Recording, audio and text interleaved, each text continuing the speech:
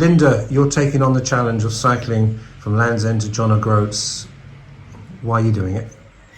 I'm doing it in memory of my sister Davina, who sadly died last year from leukemia, but she had an underlying condition called sarcoidosis, which affected her lungs quite badly actually, and that was a underlying and contributory factor in her death. And while she was in hospital for 3 weeks at the end of her life.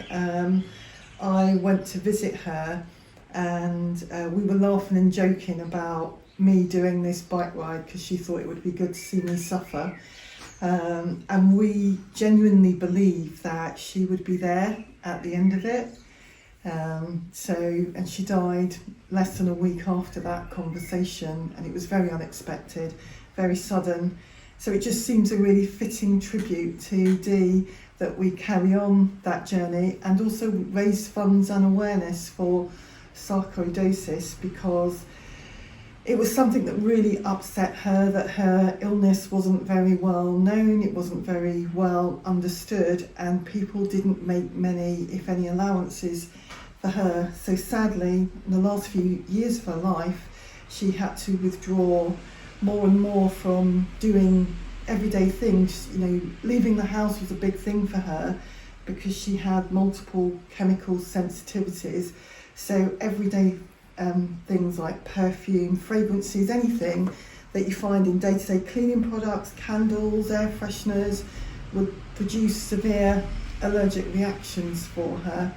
And then that would worsen her lung condition. Tell us a bit about your sister. She's good fun.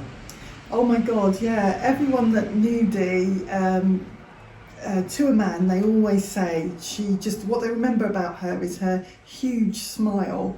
And, you know, I remember laughing so much with Dee to the point where you could barely breathe. We were laughing so much, and, you know, tears rolling down our faces. And as sisters, sometimes we just had to look at each other and we'd be both thinking the same thing, and we'd just burst out laughing.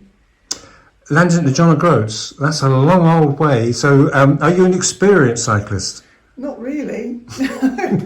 I mean, I have been cycling for the last 5 or 6 years.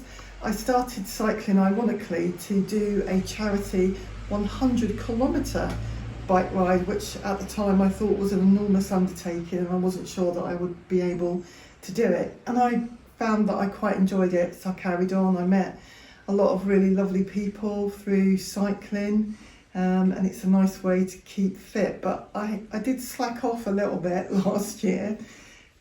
So in training, naturally, Land's End to John O'Groats is 800 plus miles. Mm-hmm. When you're training, we're going out for cycling. How far do you go? What's the longest you've gone?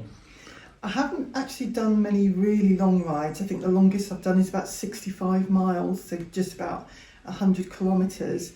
But I decided last year that I really needed to get some proper help to get me there, because I knew I wouldn't have the motivation or even the know-how to prepare on my own. So I engaged a professional cycling coach to help me.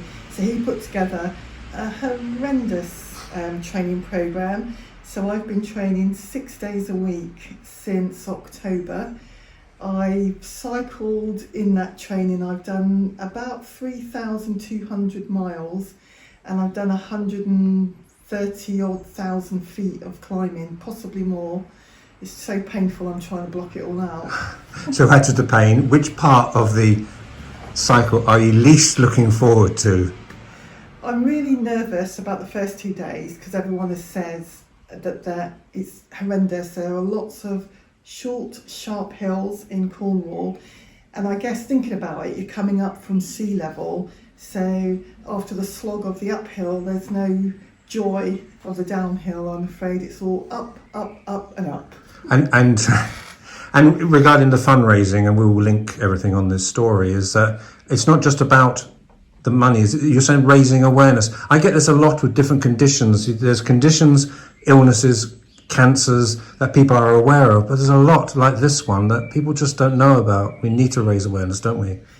Yeah, and I feel a sense of guilt really, because My sister always downplayed her illness, and we never imagined in 100 years that this would happen, that her life would be cut so short, that she'd never get to see her children married, she'd never get to see her daughter finish school, she's never going to get to know her grandchildren, because we didn't realise what a terrible illness it really was.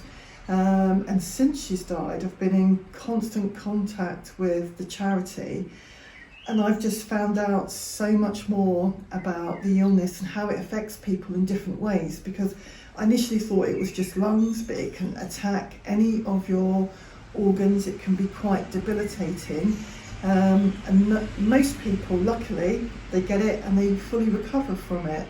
But a small minority of people, unfortunately, it turns into a terminal illness. I have been exchanging messages with an amazing lady who has sarcoidosis, and she has lost her sight through that, and she's just done £12,000 fundraising for sarcoids through doing a daily swim every day. So just incredible. So we wish you all the best. Can we just get, when do you set off? I'm setting off from Land's End on Tuesday the 8th of June, so next Tuesday. And how many days do you think you're going to do this in? Well, the plan is that I'll be in Groats on Saturday the 19th of June, hopefully before midday. And we wish you all the best. Thank you.